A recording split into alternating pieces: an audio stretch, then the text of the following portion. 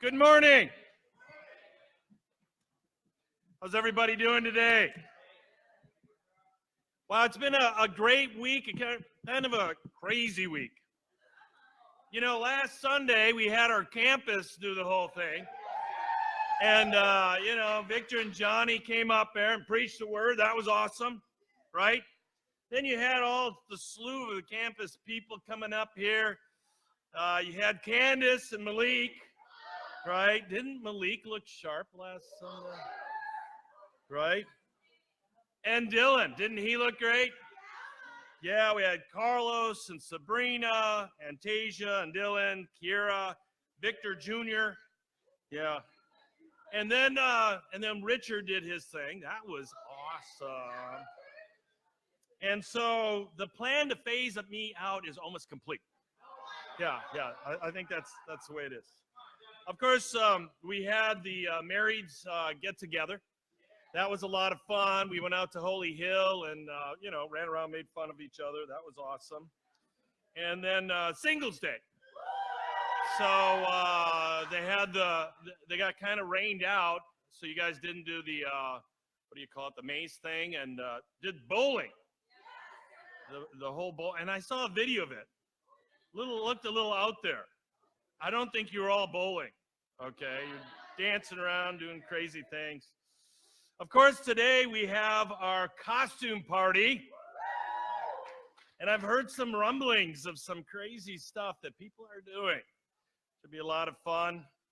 I know a lot of people want to go trick-or-treating.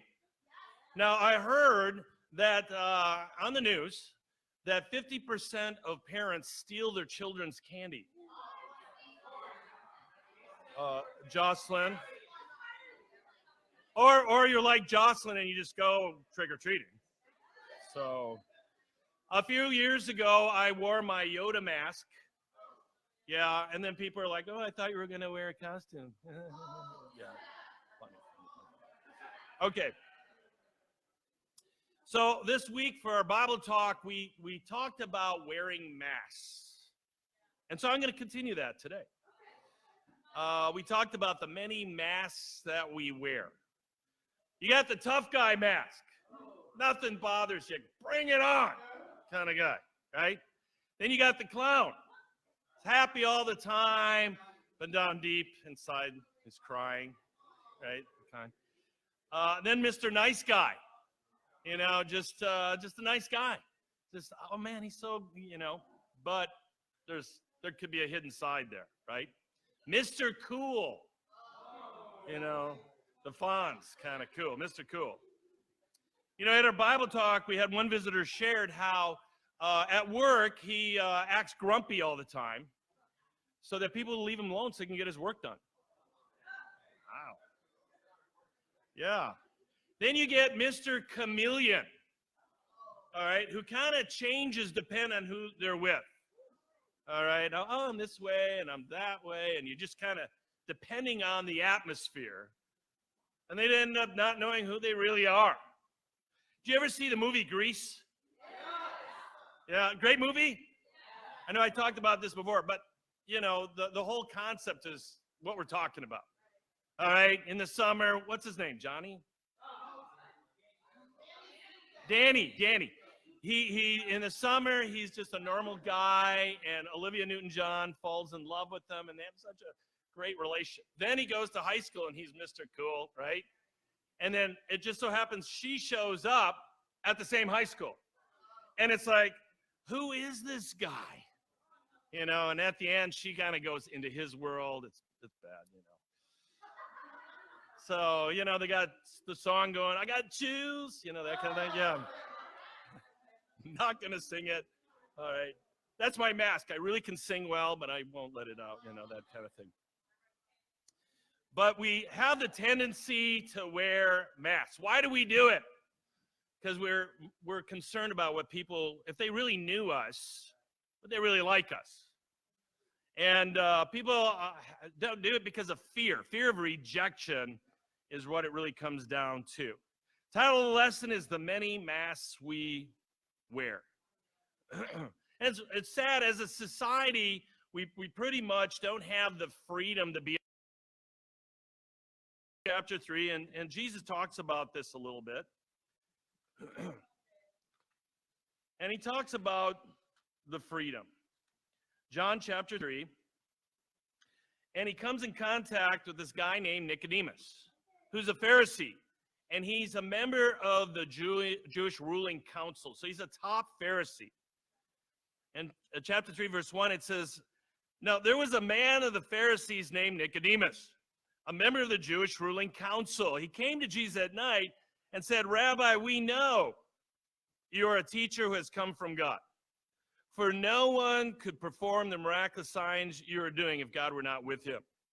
In reply, Jesus declared, 'I tell you the truth, no one can see the kingdom of God unless he is born again.'"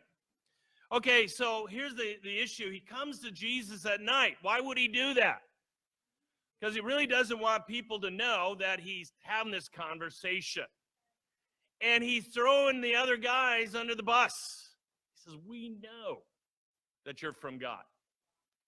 And Jesus kind of cuts through all this, and he says, you got to be born again to enter the kingdom. In other words, you got to start over. You can't live a lifestyle of deceit. You can't live the lie. And yet that's our society. That's what we're like. But Jesus makes an issue. He says, you're not going to enter heaven if you live a lifestyle of deceit. So they have this conversation. Then at the end in verse 19, he says, this is the verdict. In other words, here's the issue. Light has come into the world, but men love darkness instead of light because their deeds were evil. Everyone who does evil hates the light, will not come into the light for fear that his deeds will be exposed. But whoever lives by the truth comes into the light, so that it may be seen plainly that what he has done has been done through God.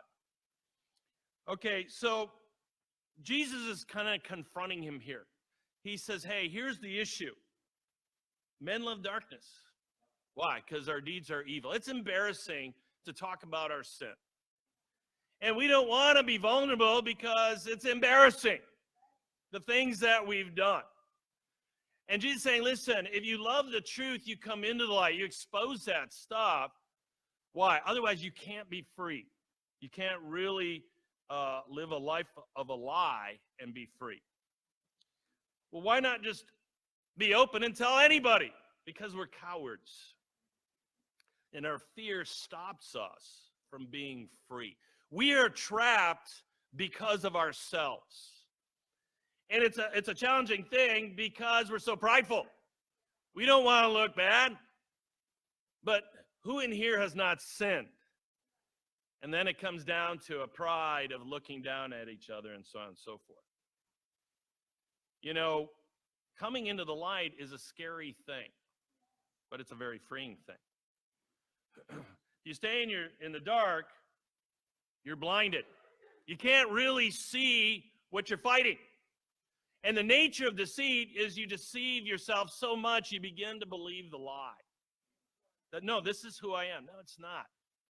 Not really. Not down deep in your heart. You have learned to perform well. And we all become actors in our own right. But you know, it's sad because everybody else can see who you are. And they can look at you and like, oh my gosh. Does that person really realize, do they realize what they just said? How prideful that statement was? Do they really see what they're doing to their kids? Do they really see what they're doing to their spouse? And we can deceive ourselves, but it's like we all are walking around with egg on our face, all right? And we think we're okay when we're not.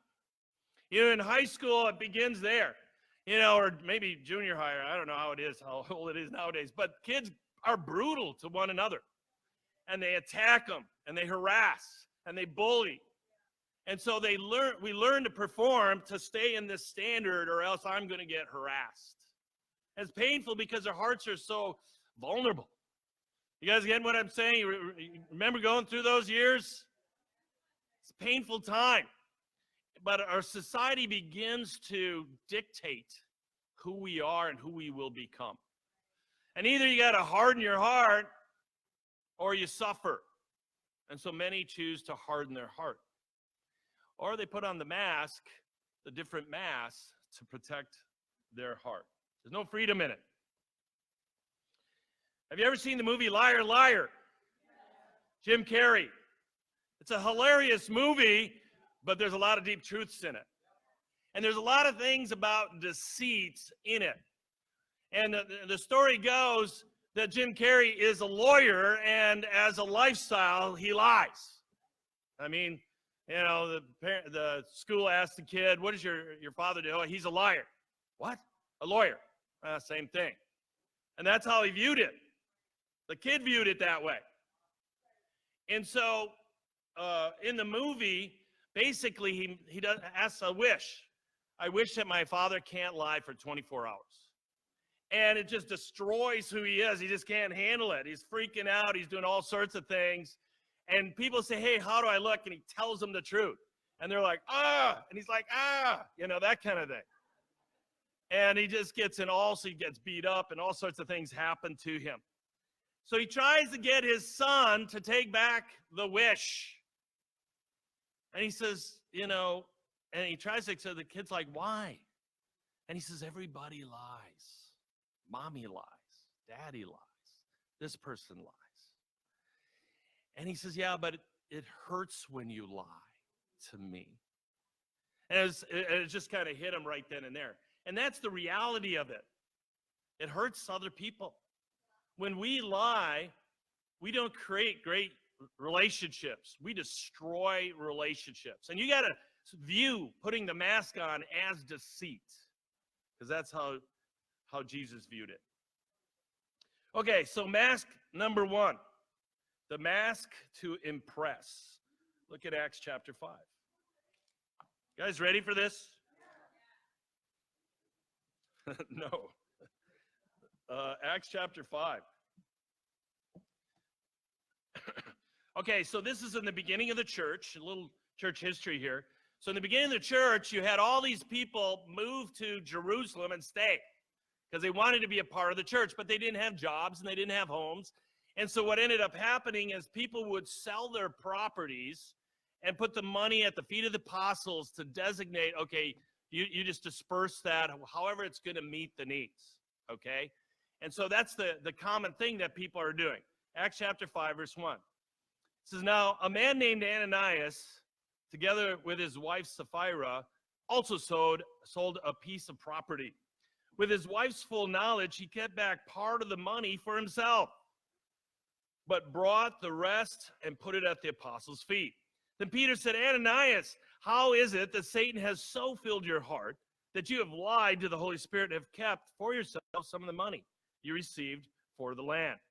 Didn't it belong to you before it was sold? And after it was sold, wasn't the money at your disposal? What made you think of doing such a thing? You've not lied to men, but to God.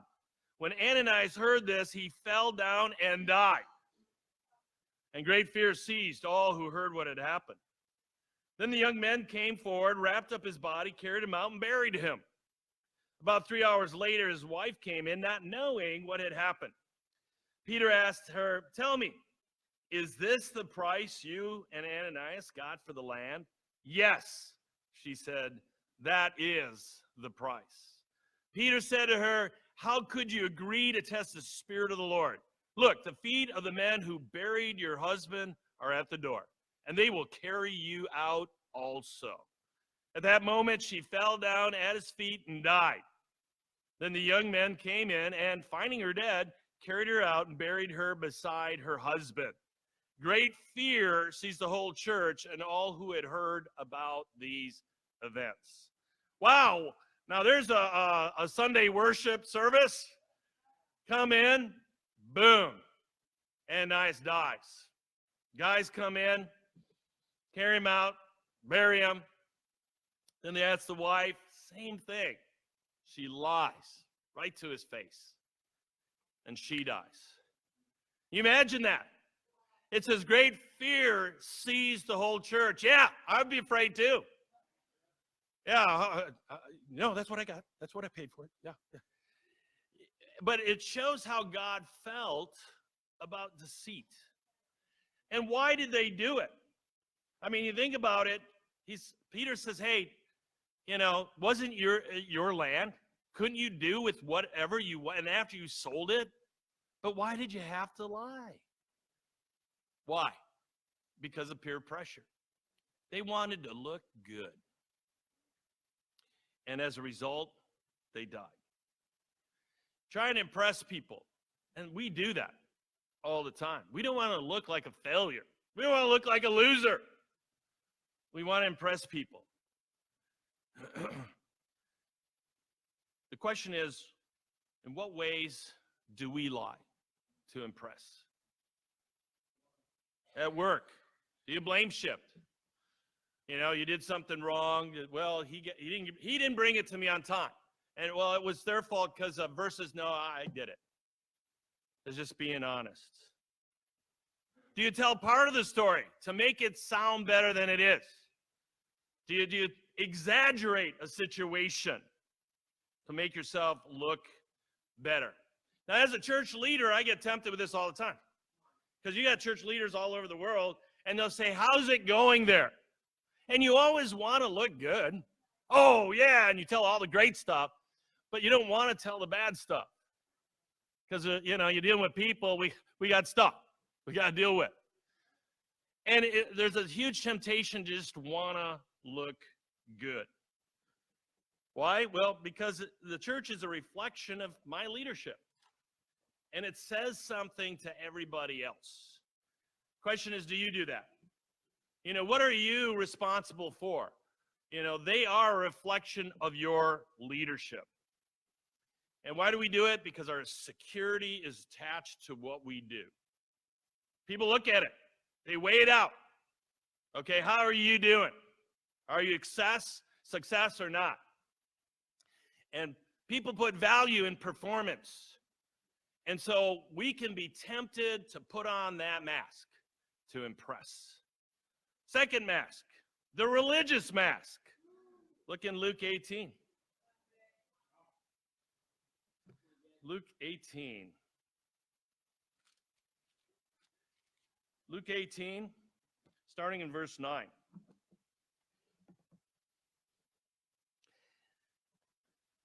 To some who are confident of their own righteousness and look down on everybody else, it's bad when it starts. Jesus told this parable. 2 men went up to the temple to pray, one a Pharisee and the other a tax collector.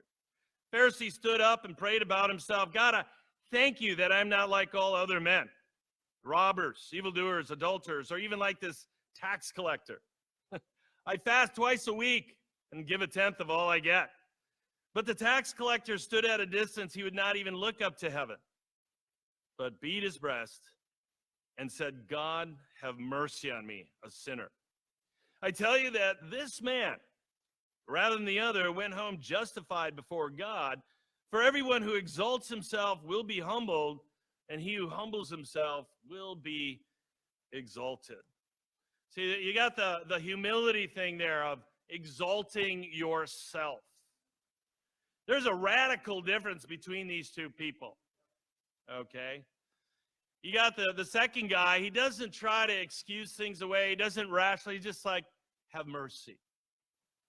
And God's like, yes, this is what I'm looking for. There's no mask there. There's a total surrender of, I don't deserve this. Have mercy. But then you got the religious guy, the Pharisee. And what does he do? He compares himself with other people. That's what religious people do. The religious mask. Well, I don't want to look like Victor. Oh my gosh. So well, it doesn't matter. So if I'm doing a little bit better than they are, I'm looking good. And so comparing ourselves to other people to look good is a mask. The Bible says no one is good except God alone. Now, if we compared ourselves to Jesus, how do we look? We don't look so good. And yet we try to impress people with how we look religiously. And so what does he do? He compares, I'm not like him, I'm not like them. And you can always find somebody that is worse off. I'm not Hitler. I'm not Jeffrey Dahmer. I'm good. And then it comes down to your standard about what is good. Well, God says no one's good. That's not what we're looking for. We're looking for commitment. Okay? So he put his security in what was good in the eyes of men versus the eyes of God. And the other thing he did is he put security in what he did. Fast twice a week. I give a tenth of all I get. You know, the religious motions. I must be good because I do all these good things and the works. But the real issue isn't how much Bible knowledge you know. It comes down to, what are you doing? You may know it, but are you doing it? You know, it always kind of bothers me when people try to pull me into a religious doctrinal argument. It drives me crazy because they want to win. We're going to win this battle. Let's lock horns. Let's, you know, and it's a whole pride thing, a religious pride thing. And Jesus says, you know, you don't argue about words. And there's a temptation to want to go there. But what does it do for anybody? And we got to fight the battle of putting on the mask of being religious.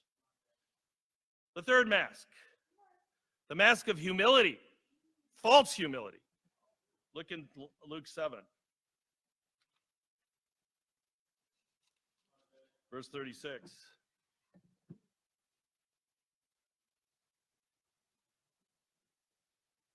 Luke 7, verse 36. It says, one of the Pharisees invited Jesus to have dinner with him. So he went to the Pharisee's house and reclined at the table. When a woman who had lived a sinful life in that town learned that Jesus was eating at the Pharisee's house, she brought an alabaster jar of perfume. And as she stood behind him at his feet weeping, she began to wet his feet with her tears. Then she wiped them with her hair, kissed them, and poured perfume on them. When the Pharisee who had invited him saw this, he said to himself, if this man were a prophet, he would know who is touching him and what kind of woman she is. She's a sinner. Jesus answered him, Simon, I have something to tell you. Tell me, teacher, he said. 2 men owed money to a certain moneylender. One owed him 500 denarii and the other 50. Neither of them had the money to pay him back, so he canceled the debts of both. Now, which of him will love him more? Simon replied, I suppose the one who had the bigger debt canceled. You've judged correctly. Jesus said, then he turned toward the woman, and he said to Simon, do you see this woman? I came into your house. You did not give me any water for my feet, but she wet my feet with her tears and wiped them with her hair. You did not give me a kiss, but this woman, from the time I entered, has not stopped kissing my feet. You did not put oil on my head, but she poured perfume on my feet. Therefore, I tell you, her many sins have been forgiven, for she loved much. But he who has been forgiven little loves little. Wow, there's a lot going on here. You know, the Pharisee wasn't really humble. There's a false humility here. He's having Jesus into his home, and I believe he's kind of deceived himself. He's thinking, hey, I'm being hospitable. I'm having the teacher in. Let's have him in. Let's feed him. Okay? And I want to learn. I'm humble. I want to learn from him. And then all of a sudden, this what they believe is a prostitute comes in, unannounced.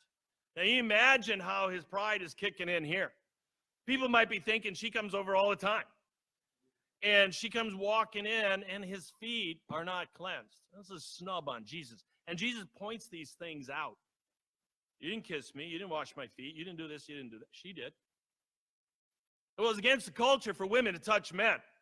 She didn't care. She cared about meeting Jesus' needs. And what could I really do for his feet are dirty? I'll clean them. And it shows a tremendous about true humility. And this guy looks down on her. Thinks he's better than her.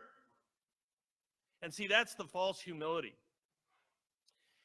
And he's thinking in his heart, in verse 39, it says, when the Pharisee who had invited him saw this, he said to who?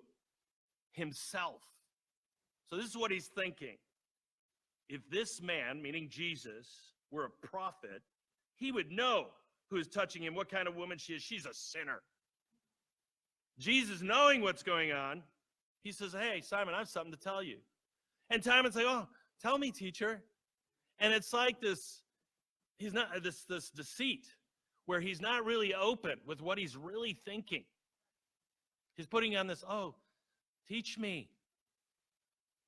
And you imagine Jesus just like, what he's feeling in his heart. Like, oh my gosh, do you realize where your heart is really at? Let me use this to teach you. And see, we can do that. We can put on the false humility act when really down deep in our heart, we're critical. We're critical of this brother, that sister.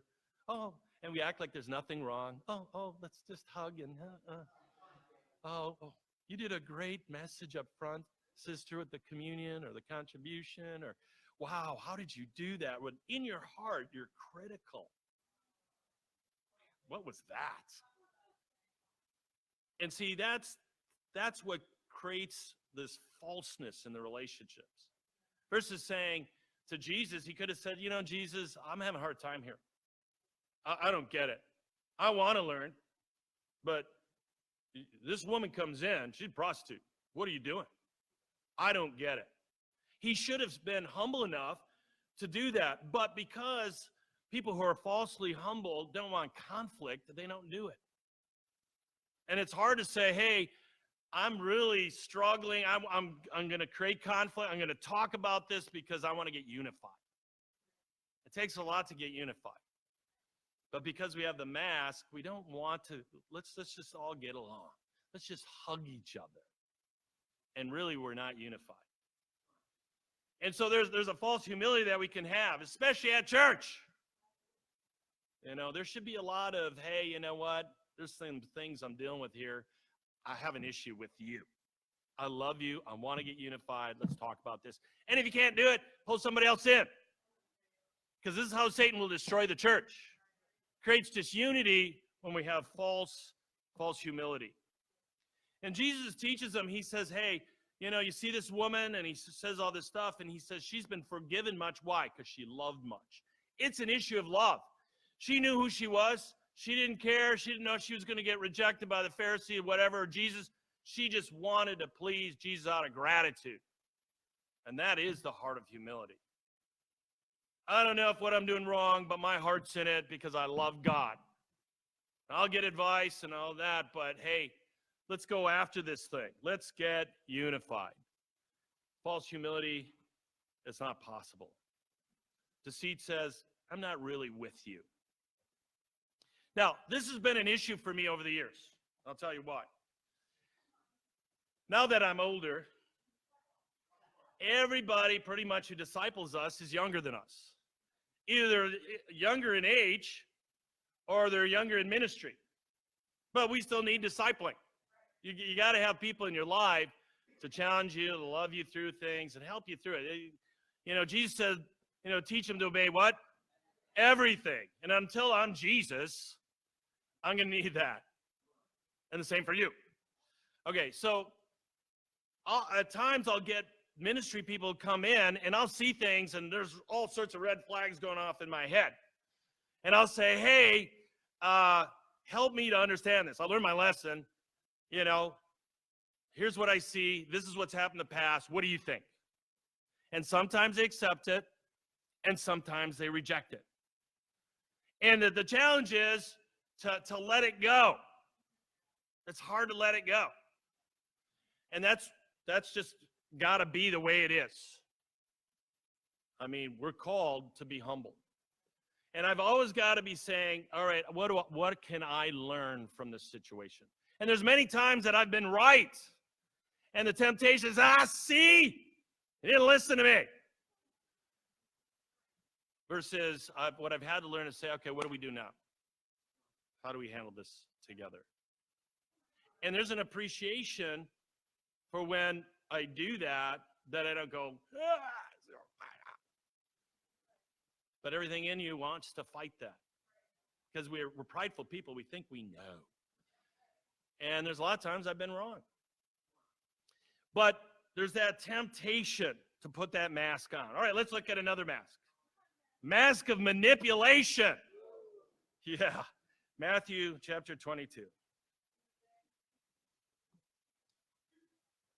Matthew chapter 22, starting in verse 15.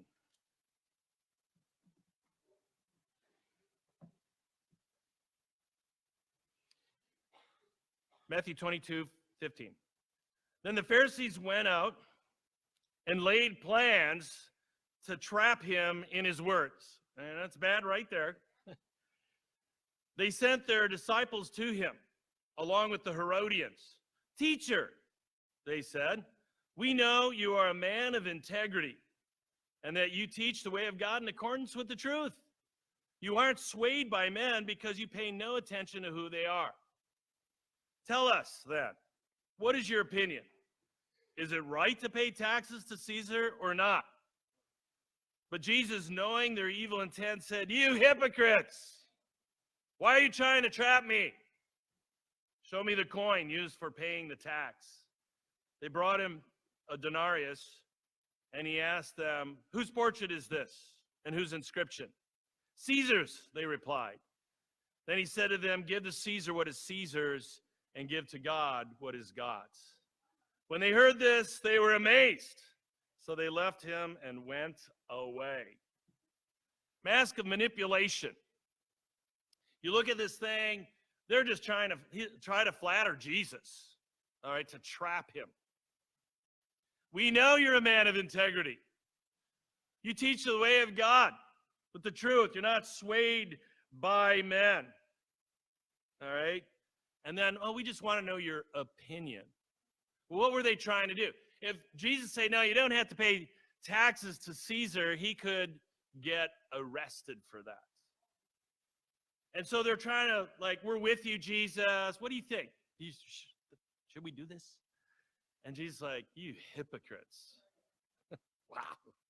Kind of lays them out. And he's really saying that's who we are when we try to flatter people, when we try to manipulate them. And really, their intent was to trap him. We try to manipulate people to get what we want. It's a form of deceit. And it's not the truth, it's a mask.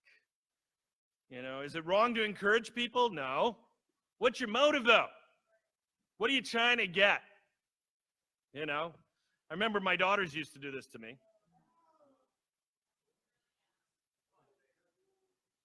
Oh, Dad, your outfit is so nice. Okay, what do you want? What do you want? It's our nature. I've done it. Have you done it? Yeah, manipulation we're trained to manipulate. We do it to our teachers, our bosses, our coaches, police, any authority. There was a guy, I got to share this is hilarious. There was a guy many years ago, and we said, you know what, we need to talk. Let's go have a talk. And the problem was that he was a flatterer. He flattered everybody all the time. And it was so obvious, it was like screaming out there. And so we sat down with him, and there's about 3 of us, and he comes in, and he said, before you start, I want you all to know that I believe whatever you say is the very words of God. We're like, oh my God. It's exactly what we're going to talk to you about. Stop doing that. But there's a pull. There's a pull on our hearts when people build you up and wow, that was awesome. And then try to get what they want. It's just our nature. We paint this picture and it's not true. We've all done it because we're taught this is how you get ahead in life. Or let's look at another mask.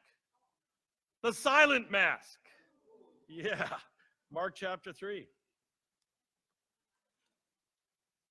you're thinking about what to wear tonight, ooh, we got a few masks here. All right, Mark chapter 3, starting in verse 1. It says, another time he went in the synagogue, and a man with a shriveled hand was there. Some of them were looking for a reason to accuse Jesus. Well, these people didn't like Jesus, you know. So they watched him closely to see if he would heal him on the Sabbath. And Jesus said to the man with the shriveled hand, stand up in front of everyone. Let's make this obvious. Let's bring this to the light. All right, let's not, what really happened there? No, stand up.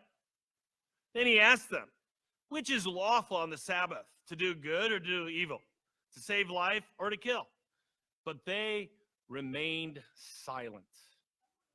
He looked around at them in anger and deeply distressed at their stubborn hearts, and said to the man, stretch out your hand. He stretched it out, and his hand was completely restored. Then the Pharisees went out and began to plot with the Herodians how they might kill Jesus. Why would they want to kill Jesus? Because he keeps removing their masks and showing them what they're really like. And if you want to help people and you start doing that, look out. If you love people, you'll do it. You say, hey, you know, I love you. This is what you're doing. Because a lot of times we deceive ourselves. And even Pilate knew that they wanted to kill Jesus out of envy. He kept removing their mess, exposing their hearts. You know, Jesus trying to make a point here. Gets this guy up. He's not trying to embarrass the guy. You would think these Pharisees would be like, wow, we've just seen an amazing miracle. Wow, did you see that? His hand, look at that. What went into their mind? Let's go kill him. There's a radical difference there. Jesus asked them a very basic question. Let me ask you, is it lawful to do good on the Sabbath or evil? Because there's no law that says you can't heal on the Sabbath. They're trying to find any reason to get to Jesus. Any law to do good on the Sabbath? Let me think about that one. That's a tough question. Let me ponder that. No, it's easily answered. Of course you need to do good. And they were silent. Why? Because they knew if I say something, I'll get in more trouble. He's going to squash me some more. Have you ever been there? I'm just going to shut up. I've had Barb say that to me. What are you doing? You're going to get more trouble. And I needed to hear that. Sometimes there are times we need to be quiet because we say stupid things. But it's not about that. It's about being open. Jesus asked them a direct question. They knew the answer. And they weren't humble enough to admit it. And that's what we got to be. We got to be humble, you know. But Jesus was ticked off. It says he was angry and deeply distressed at what? Their stubborn hearts. And that's really what it comes down to is our hearts are stubborn. I refuse to say anything. Stubborn heart. Now, I've heard it said, there's one thing to be a fool, remove all doubt, right? That's a whole nother thing. It's about dealing with our hearts, all right? Now, this is a big issue in our marriage, all right? Let me explain it to you.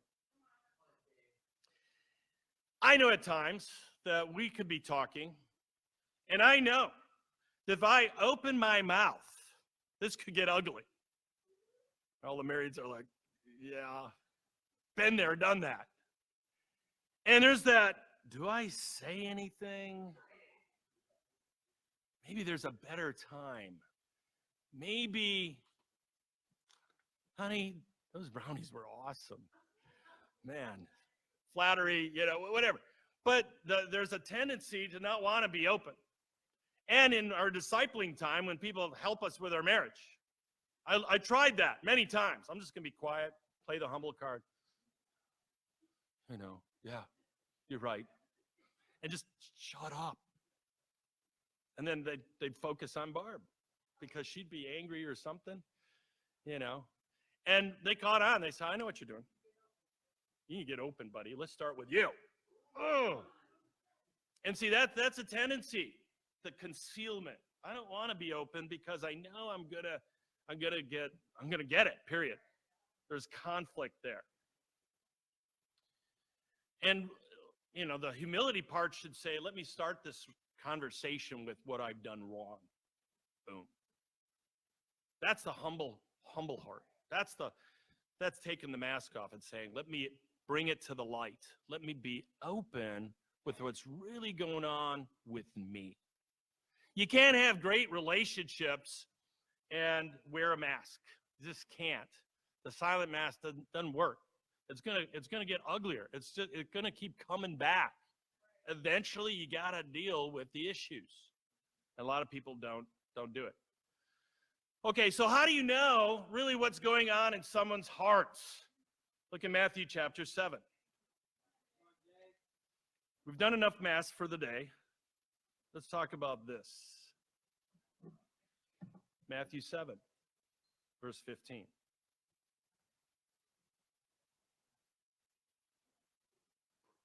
This is Jesus speaking. Matthew 7, verse 15. And it says, watch out for false prophets. They come to you in sheep's clothing, but inwardly they are ferocious wolves. By their fruit you will recognize them. Do people pick grapes from thorn bushes or figs from thistles? Likewise, every good tree bears good fruit, but a bad tree bears bad fruit. A good tree cannot bear bad fruit, and a bad tree cannot bear good fruit. Every tree that does not bear good fruit is cut down, thrown in the fire. Thus, by their fruit, you will recognize them. The acid test is, what is the fruit of that person's lives? What is the repercussion? And you can see it on the people around them. What is going on? How do you influence other people? Are people better off spending time with you or worse? And Jesus looking at these false prophets, and he says, hey, how do you recognize them? They come to you in sheep's clothing. They look nice and cuddly. I don't know. And then he says, but inwardly, they're ferocious wolves. This is what's going on in their heart.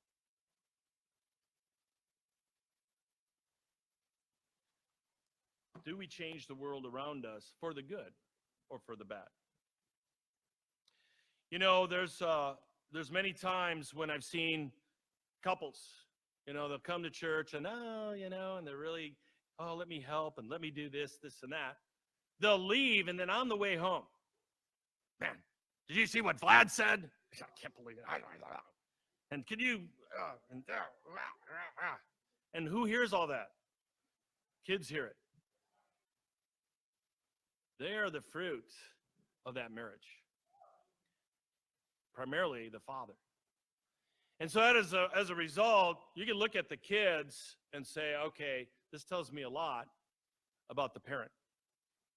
It's the same with a coach and a team. And it comes down to, hey, what's really going on? And there's a lot of times you'll know this married couple, they're so happy, and all of a sudden they're divorced. What happened?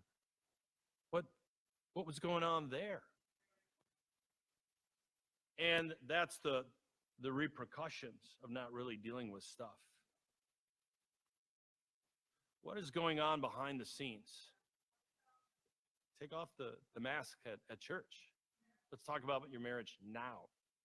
Let's talk about what you're struggling with now. Jesus came to bring us freedom. You can't be free and deceitful. There's no way. We got to come into the light so we can deal with the issues and we can swing at it. We can attack it. Coming in the light destroys barriers.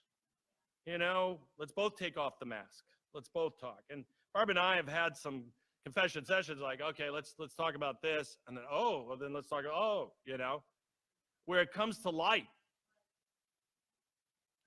The truth is, when it comes to the church, I don't want to see the fake thing you want to show me. I want to know you. Let's have a sit down talk. I'll tell you, I'll be open. Let's bring it all out. I don't want to see the fake you. I want to see the real deal. In 2 Corinthians, Paul says, open wide your hearts. He says, hey, we've done it to you as a fair exchange. Open wide your hearts. Let's talk at a deeper level. It amazes me how many families have secrets from the past. And they come out and you're like, whoa, what happened there? Political figures. How many presidents have had affairs? It's like, oh my gosh. And there's a common theme. Hey, don't get open and don't get caught. That's what people live by. You know, on Judgment Day, in Hebrews 4:12, it says that everything to be uncovered and laid bare before the eyes of him to whom we must give an account. Every thought and attitude is going to be uncovered.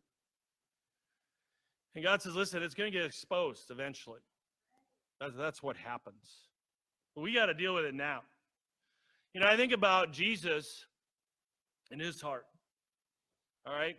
Matthew 26, where he's in the Garden of Gethsemane. And what does he say to his guys? I am overwhelmed with sorrow to the point of death. Man, that's being incredibly vulnerable. But that's who he was. He's not, I'm not going to put on a show. This is how I'm feeling. Can you be with me? When he's on the cross, you know, I think about this. A lot of times when he's on the cross, he says, my God, why have you forsaken me? And in my mind, it's like, why did you say that? Everybody down there hearing that thinking, oh, God's forsaken you. Well, biblically, he did. And he was open about it at his most trying time. And see, he lived a life in the light where he is free to be who he was. You know, I remember before I became a disciple, a lot of the dating relationships I'd have, I remember thinking, you know, I'm not going to be vulnerable. Why? You can get hurt. Am I right? Let's just take the relationship to a level. And then the other person wants to take it deeper. Then there's a decision. Am I going to get open? Because if I get deeper and I pull out, it's going to be more painful. Let's just keep this shallow. But then there's a decision. What are we going to do? Take it deeper. Ugh. And what's the fear? The fear is suffering and pain and all these things. And people don't go there because of that. And that's why you get a lot of relationships where people are so frustrated. But as disciples, we got to open wide our hearts. That's the call. It's impressive when people come into the light. You know, I think about Johnny. Now, Johnny's very vulnerable with me. He's very open with me. He says he brings stuff up I wouldn't have known. Now, maybe he's not that way with you, but he's that way with me. And I appreciate that. And I try my best to be what I can be for him. I think about Vlad. You know, Vlad's new here. I've known him for many years. You don't have to wonder what's going on with Vlad. Nicole, am I right? He'll just bring it out. And he'll create the conflict. And that's his heart and his desire. We need to have more of that. Can't be afraid of conflict. We got to embrace it so we can become better. In closing, I want to ask you, all right, what's the mask you're wearing? What is maybe it's not one of these 5. Maybe it's something else, but define it. You can't live that way. It's unacceptable. It's deceit. We got to hate it. We got to be able to take the mask off and trust God, which is really the issue. Trust God, say, you know what? This is who I am. Blah, there you go. Love it or leave it. And we got to love it. We got to love one another. You know, we can change Milwaukee, but the only way it's going to happen is if we see people see these relationships at a deeper level. That there's a unity here that you just don't see out there. Why? Because that's the heart of God. And we want to rescue Milwaukee. We want to change it, but this is how you do it. You can't do it by living a lie. And so we got to take off the mask and rescue Milwaukee. Amen?